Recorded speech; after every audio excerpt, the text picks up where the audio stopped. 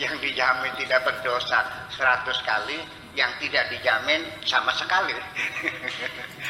Nah ini artinya kenapa? Karena Nabi ini orang benar. Kenapa dia sehari sekali? Karena orang benar ini tidak pernah ngerasa benar. Jadi dia bukan was-was, tapi dia menyadarinya bahwa aku ini tetap manusia, tetap salah juga. Yang besar, yang kecil, yang tidak terasa, yang langsung, yang tidak langsung. Maka dikalkulasikan saja, mungkin sehari aku melakukan 100 kali kesalahan yang tidak aku sadari. Nah, ketika Nabi sehari 100 kali, kesalahannya apa yang lakukan? Kita kan banyak. Setiap mulai mata terbuka sampai mata lagi semuanya kan dosa. Nabi yang dijamin tidak berdosa malah merasa berdosa. Seperti dosa apa yang dilakukan?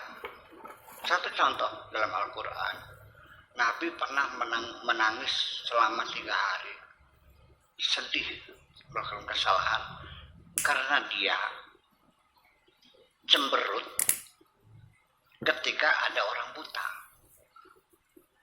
Lalu dia berpaling muka, abasa wa tawalla an ja'ahul a'ma. Beliau sedang rapat dengan teman-temannya, dengan sahabatnya, mungkin sedang berbicara tentang menyusun strategi perjuangan yang sangat penting sekali. Tiba-tiba ada orang buta datang. Beliau tahu orang buta itu datang, ya namanya orang buta kan, ya paling sekedar hanya untuk ngobrol-ngobrol nganggur.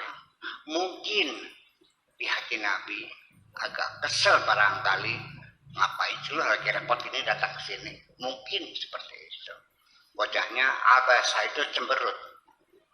Buat awalnya berpaling, ya mungkin ada ngumpet, ya kira-kira begitulah kira-kira.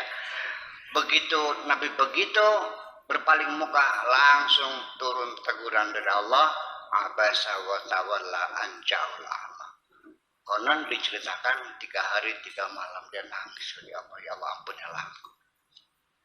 Itulah dosa-dosa Nabi. Yang jadi pertanyaan, orang buta dicemberut dan tersinggung nggak? Orang buta, kita buang muka sama orang buta, marah nggak? Sebabnya apa? Jadi Nabi menyakiti hati orang nggak? Bagi Nabi tidak hormat saja itu sudah merupakan dosa. Tidak membuat orang nyaman saja itu sudah berdosa. Kalau kita belum nonjok orang kita berdosa, kan gitu. Kalau belum berdarah-darah kita belum merasa berdosa. Ya, itulah kira-kira saking halusnya Kanjeng Nabi sehingga dia menganjurkan kepada kita bertobatlah kepada Allah. Yang banyak bertobat. Aku ini sehari 100 kali. Saya kira ada nggak kalimat yang lebih indah lagi seperti itu?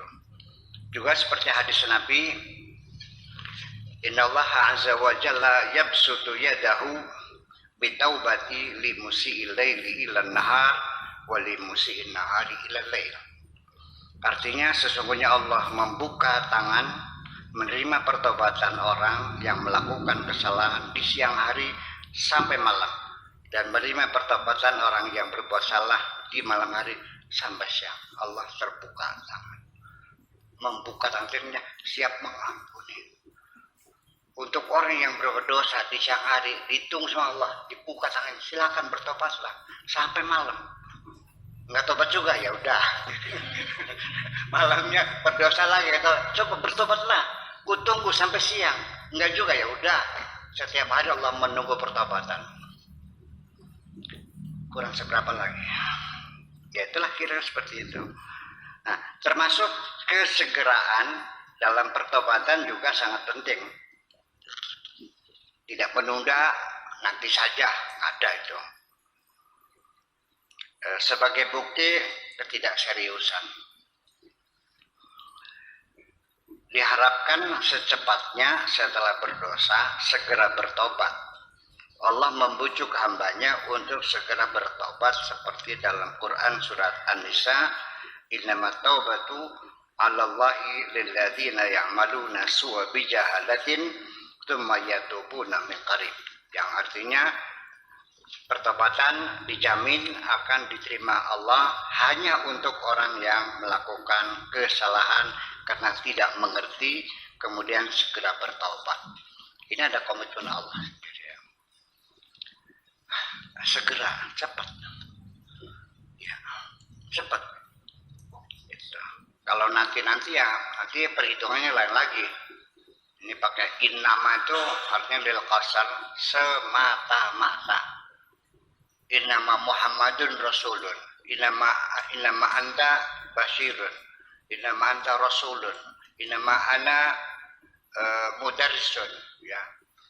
Innamal amalu binniyat. Itu namanya qasar. Itu sama kekuatannya dengan la dan ilah atau dengan ma dan ilah.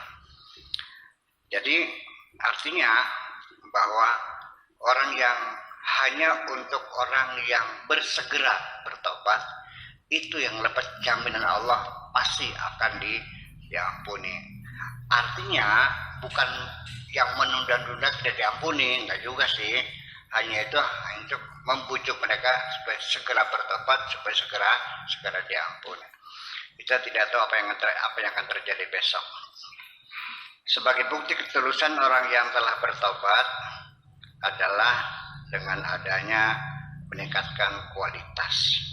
Sebagai bukti ketulusan orang yang telah bertobat adalah dengan adanya peningkatan kualitas hidup. Terutama sekali semakin dermawan dan semakin rajin berbuat kebaikan. Jadi artinya orang kalau bertobat tapi masih tetap mendidnya tetap, kikirnya tetap, malasnya tetap, nggak yakin. Karena pertobatan itu akan berimplikasi kepada tadinya perubahan pada diri orang itu, yaitu peningkatan kualitas hidup. So, pertobatan itu artinya memperbaiki diri. Itulah makanya kita berulang-ulang bilang, segera introspeksi aja lah. Apapun yang kesalahan yang kau lakukan, udah jangan pernah menyalahkan siapapun. Ya, karena bagaimanapun kalau orang itu menyalahkan orang lain, itu pertanda dia tidak merasa bersalah. Kalau orang tidak merasa bersalah, berarti tidak ada keinginan untuk memperbaiki. Keberhasilan itu bukan hanya mencapai tujuan, tapi juga memperbaiki kesalahan-kesalahan yang pernah dilakukan. Paham nggak? Jadi ya dengan sendirinya itu mah tidak usah dikatakan orang bertobat pasti ada peningkatan kualitas.